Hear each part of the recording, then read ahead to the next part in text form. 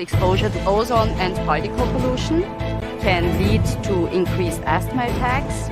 Yet in fact, when I look up at the sky, it seems infinite.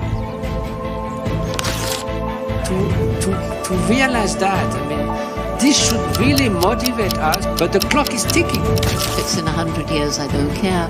I only care about now.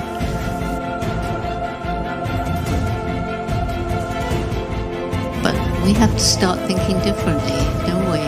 50 and 100,000 acre fires all the time. We're in a completely different fire environment.